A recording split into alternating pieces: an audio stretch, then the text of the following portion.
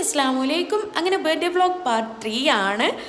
സാധാരണത്തെ പോലെ എന്നെ വിളിച്ച് കാര്യങ്ങളൊക്കെ അന്വേഷിച്ചപ്പോൾ ഞാൻ ഒരിക്കലും വിചാരിച്ചിട്ടുണ്ടായിരുന്നില്ല സദാ ഇങ്ങനെ ഒരു സർപ്രൈസും കൊണ്ട് എൻ്റെ അടുത്തേക്ക് വരും എന്നുള്ളത്. ഫ്രണ്ട്സിൻ്റെയും വീട്ടിലെയൊക്കെ സെലിബ്രേഷൻസ് കഴിഞ്ഞ് ഞാൻ നേരെ ഡ്യൂട്ടിക്ക് വന്നതായിരുന്നു. ആൻഡ് ഡ്യൂട്ടിയിലിരിക്കുന്ന സമയത്താണ് ഇവളീ കേക്കും കൊണ്ട് വരുന്നത്. And I M so happy for that.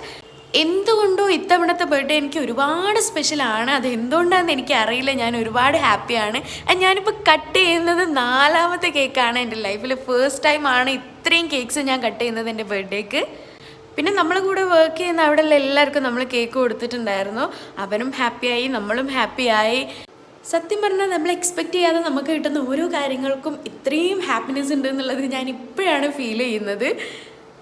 എല്ലാ സമയത്തും എല്ലാവരും നമ്മളെ കൂടെ കാണണമെന്നില്ല അല്ലേ, പക്ഷെ ചില ആൾക്കാർ നമ്മളെ ഏത് സമയത്തും ചേർത്ത് പിടിക്കുന്നുണ്ടാവും. അങ്ങനെ ഒരാളാണ് എൻ്റെ ലൈഫിൽ സദാ എന്ന് പറയുന്നത്.